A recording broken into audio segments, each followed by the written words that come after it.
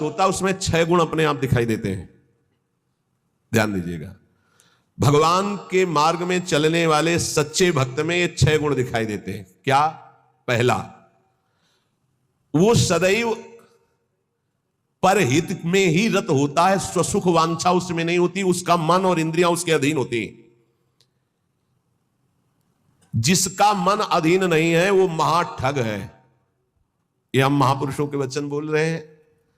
जिसका मन अधीन नहीं है वो महाठग है। दैवी संपत्ति को चुरा करके आसुरी संपत्ति को प्रकट करना इस मन रूपी महाठग का प्रभाव है। जिसका मन अधीन नहीं है वो आसुरी संपत्ति वाला है।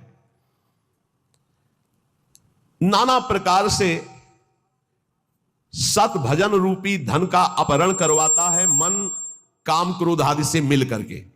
इसलिए जो भक्त होता है सबसे पहले इस महाठग को अपने अधीन करता है, मन को। उसकी हर बात का अनादर करके, सदगुरु की बात से इस मन को वश में किया जाता है, मन की बात का अनादर करके। और जो मन के अनुसार चलता है वो स्वयं महाठग अपने को ठगा करके ऐसे कार्य करता है जिससे पछताना पड़े। तो भक्त का पहला लक्षण है मन विजयी, स्वसुख वांछा का त्यागी, पहला लक्षण है इसमें जो वर्णन कर रहे हैं। दूसरा है भक्त मृत्यु विजयी होता है। मन विजयी, इंद्रिय विजयी, और दूसरा मृत्यु विजयी। वो हर समय सच्चिदानंद भगवान के चिंतन में इतना निमग्न रहता है कि उसके अंदर से मृत्यु का भय खत्म हो जाता है, मरने का भय खत्म हो जाता है। मन और इंद्रियां अधीन और मृत्यु के भय से मुक्त, भक्त का लक्षण। जिए काल बस ना परे, समुझ जियाए शरण ते डरत ना काल डर, शुद्ध भक्त का लक्षण। तीसरा, सदैव गुरुदेव और भगवान के अनुकूल ही कार्य करने वाला, जिससे गुरुदेव की आज्ञा पालन और भगवान की प्रसन्नता हो, उसके अलावा कोई भी अन्य कार्य उस भक्त के द्वारा नहीं हो सकते। अर्थात तस्मात् शास्त्रम प्रमाणन्ते कार्याकार्यो व्यवस्थित हो। उसके आचरण साधुता के अनुकूल, गुरु के अनुकूल, शास्त्र के अनुकूल, भगवान के अनुकूल। श्री कृष्ण अनुकूलेन प्रतिकूलस्य वर्जनम, प्रतिकूलस्य वर्जन, प्रतिकूल को त्याग दिया, विसर्जनम पूर्ण रूप से त्याग दिया। पहला है मन और इंद्रियों को वश में करने वाला। अगर मन और इंद्रियों को वश में नहीं किया तो महाठग होगा, क्योंकि मन बहुत ठगी है। वो सारी दैवी संपदा को चुराकर आसुरी संपदा प्रकाशित करता है, इसलिए उसका स्वभाव ठगी हो जाएगा। जो मन और इंद्रियों को वश में नहीं किया, ठगी का मतलब पाखंड, बाहर से बड़ा और अंदर से पोला, अंदर से वही काम क्रोध लोभ मोह मद की प्रवृत्तियां, वही धन, वही भोग वासनाएं। बाना कुछ और है और आचरण कुछ और है। दूसरा है मृत्यु पर विजय प्राप्त की, मृत्यु के भय का नाश हो गया, वही भक्त है। पहला लक्षण शरणागति में आता है निर्भय, मृत्यु का भी भय खत्म हो गया है। तो जो साधक है वो चल रहा है, लेकिन वो मृत्यु से थोड़ी डरता है, वो तो चल रहा है प्रभु की तरफ। और जो प्रभु का भक्त हो चुका है उसके अंदर मृत्यु का भय कैसे होगा। तीसरा, भूल न दे कुमारक पाऊं, गुरु और इष्ट के प्रतिकूल आचरण बन ही नहीं सकता भक्त के द्वारा। वो सदैव गुरुदेव की आज्ञा और इष्ट देव की प्रसन्नता पर ध्यान रखकर कार्य करता है। चौथा, सदैव देखता रहता है कि मेरे गुरुदेव, मेरे इष्ट देव मुझे देख रहे हैं, मैं जो भी आचरण कर रहा हूं मेरे गुरुदेव देख रहे हैं, मेरे इष्ट देव देख रहे हैं। एक शिष्य बनने के लिए 2 लोग गए, गुरु ने दोनों को तरबूजे दिए, कहा एक तुम जाओ ऐसी जगह से अमनिया करो जहां कोई देख ना रहा हो, ऐसी जगह जाके काटो जहां कोई देख ना रहा हो।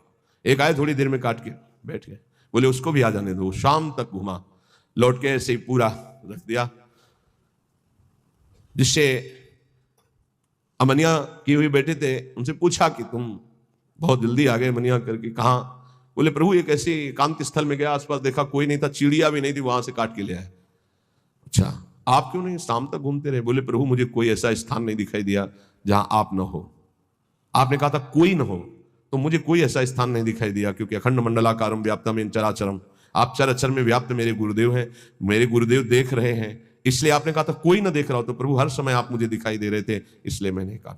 तो जो काट लिए थे उनसे कहा तुम तरबूज पाओ और निकल लो, तुम्हारी दीक्षा नहीं होगी। और जो नहीं काटे थे उनसे कहा तुम दीक्षा के अधिकारी हो।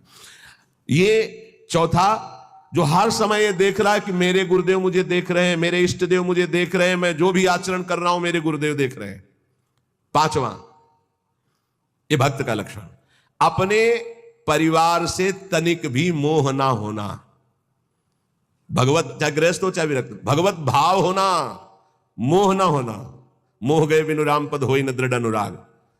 भगवान की ही तरफ हर वृत्ति, सब में भगवत भाव, मोह किसी से नहीं। और छठवां, महान दुख विपत्ति को आदर पूर्वक मुस्कुरा कर सहना। समझ में आ रहा?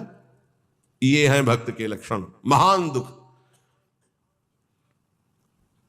जो गुरु भक्त होता है उसमें दया, नम्रता, साधुओं से प्रेम, दंभ शून्यता, असंगता, निष्कामता, तीव्र वैराग्य, शांति, एकांतवास, केवल भगवान से संबंध, ये 10 बातें जागृत हो जाती हैं जो ये गुरु की शरणागति लेकर के आराधना करता है।